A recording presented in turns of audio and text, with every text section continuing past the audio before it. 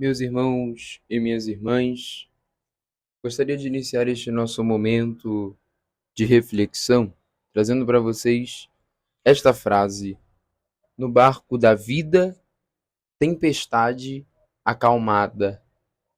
No evangelho que nós escutamos no dia de hoje, que é o evangelho de São Marcos, capítulo 4, versículos do 35 ao 41, São Marcos narra que Jesus estava com os apóstolos na barca e aproveitou esses momentos para descansar. Depois de um dia particularmente intenso de pregação. Era noite, Jesus dormia. Quando ninguém esperava, começou uma ventania muito forte e as ondas se lançavam dentro da barca, ficando quase cheia de água. Cheios de medo, os discípulos acordaram Jesus, que com uma simples ordem acalma aquele temporal. Gritaram: Mestre, estamos perecendo e tu não te importas? E Jesus disse: Silêncio, cala-te. O vento cessou e houve uma grande calmaria. Jesus ameaça o vento e ordena ao mar que se acalme, interpelando-o como se ele se identificasse como o poder diabólico. Com efeito, segundo o que nos dizem o texto do livro de Jó, no capítulo 38, capítulo 38, 1, 8, 11, e o Salmo 106, na Bíblia, o mar é considerado um elemento ameaçador, caótico e potencialmente destruidor, que somente Deus, o Criador, pode dominar, governar e acalmar. O gesto solene de acalmar o mar tempestuoso é claramente um sinal do senhorio do Cristo sobre os poderes negativos e leva a pensar na sua divindade. Quem é este? Interrogaram-se admirados e cheios de terror os discípulos. Quem é este? A quem até o vento e o mar obedecem. A vida do cristão é comparável a um barco. A travessia do mar da Galileia indica a travessia da vida. O barco, meu irmão, minha irmã, você que está me ouvindo, o barco pode ser a sua família, a sua comunidade, o seu próprio coração. Assim como um barco que atravessa o mar, nossa vida está sujeita a muitos perigos, inclusive tempestades. São dificuldades, tentações, escândalos e, sobretudo, nossas paixões desordenadas. Não há por que desesperar. Quando alguém está nessas situações, põe os meios humanos e sobrenaturais para evitar ofender a Deus e apoie-se nele. Nesta vida, temos sempre de ter os olhos fixos em Deus, que é o único que nos há de livrar de tais perigos. Às vezes, a tempestade está em nosso coração. O mar de Tiberíades era pequeno, apenas um lago. Contudo, lá se armou uma grande tempestade. Tentações, desânimos, rebeliões, tudo parece abater-se sobre nós. Salvai-me, ó Deus, porque as águas me vão submergir. Isso diz o Salmo 69. É o momento de despertar a fé que o Evangelho nos propõe. Por que sois tão medrosos? Ainda tendes fé? É o momento de despertar Jesus, que dorme em nossa mesma barca, e dizer-lhe: Senhor, não te importas que esteja para afundar? Procurar o diálogo com Jesus na oração. Procurá-lo a qualquer custo. Hoje, ele também espera este grito para se levantar e agraciar-nos a nós e a sua igreja, com aquela grande bonança que não significa o fim de toda dificuldade e o fim de toda contradição, mas antes a paz e a certeza também no meio das contradições. O Senhor nunca nos deixará sós. Devemos aproximar-nos dele e dizer-lhe a todo momento, com a confiança de quem o tomou por mestre, de quem quer segui-lo sem nenhuma condição: Senhor, não me largues. E passaremos as tribulações junto dele, e as tempestades deixarão de inquietar-nos. Ensina-nos, São José Maria Escrivá, se tiveres presença de Deus por cima da tempestade que ensurdece, brilhará sempre o sol no teu olhar, e por debaixo das ondas tumultuosas e devastadoras reinarão na tua alma a calma e a serenidade. As tribulações, as tempestades, devemos aproveitá-las para purificar a intenção, para estarmos mais unidos ao Mestre, para nos fortalecermos na fé. Recorda-nos, Santo Agostinho: cristão, na tua nave dorme Cristo, desperta-o, que ele admoestará a tempestade e far-se-á a calma. Tudo é para o nosso proveito e para o bem das almas.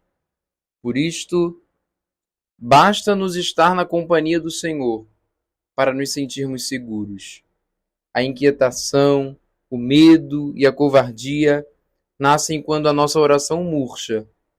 Deus sabe bem tudo o que se passa conosco. E se for necessário, acalmará os ventos e o mar, e fará uma grande bonança. E também nós ficaremos maravilhados como os apóstolos.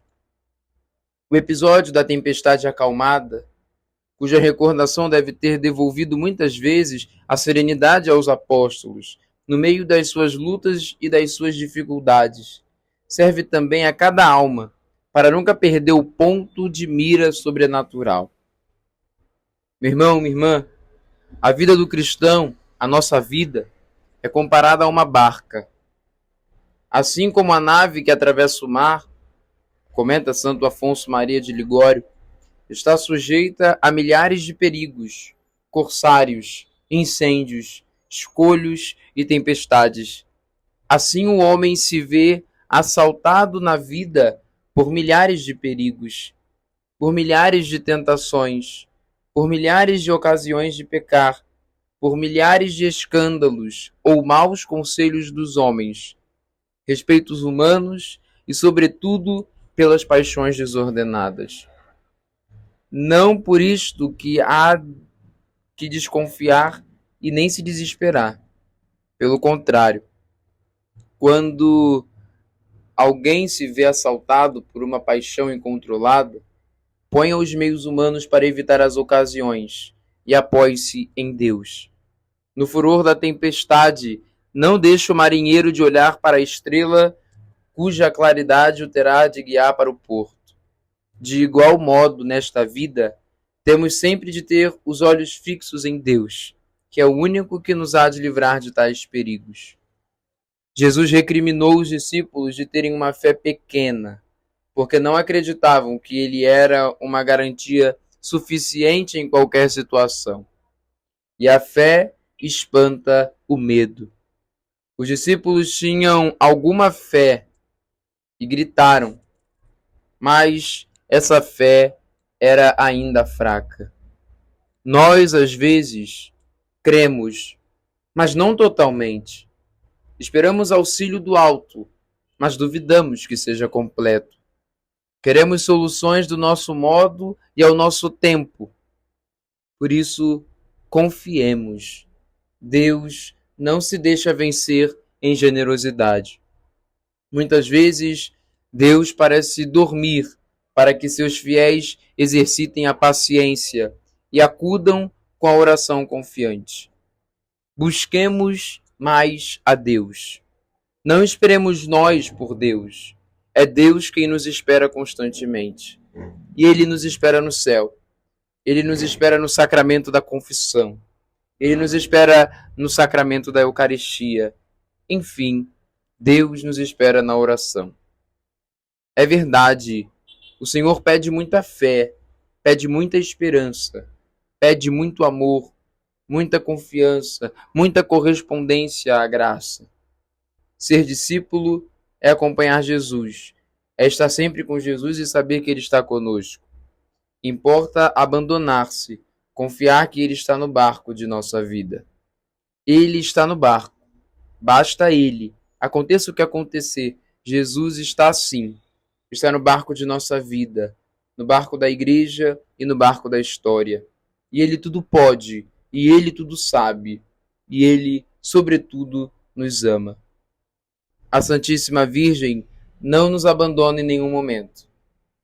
Se levantarem os ventos das tentações, diz São Bernardo, olha para a estrela, chama por Maria, não te extraviarás se a segues, não desprezarás se lhe rogas, não te perderás se nela pensas.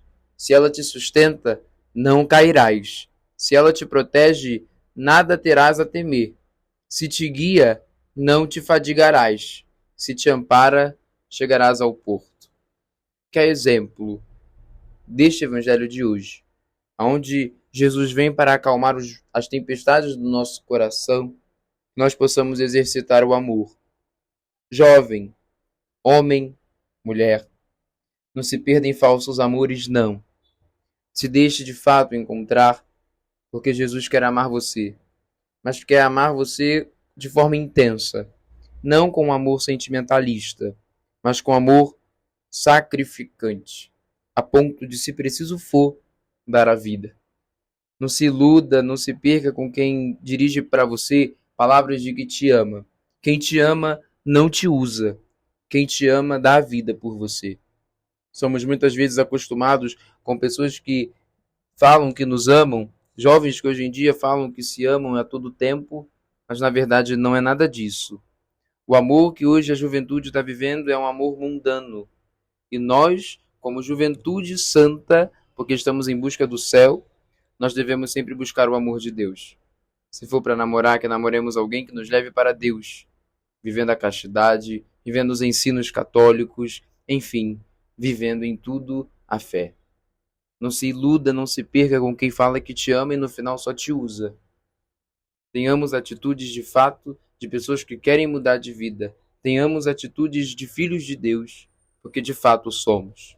E se nós vivemos a nossa fé como devemos viver, como temos que viver, não falando só bonito de Deus, mas vivendo aquilo que a gente prega, vivendo aquilo que a gente serve, que nós possamos dar no mundo o mesmo testemunho que damos em cada missa.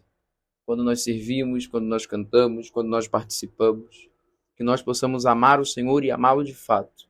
E se for para amar alguém, dividir a vida com alguém, que esse alguém possa nos apresentar a eternidade. Não há nada melhor, não há nada mais bonito, não há nada mais valioso do que ter alguém para poder levar para o céu e apresentar diante de Deus. Que a nossa vida seja uma entrega de amor, uma resposta ao chamado de Deus.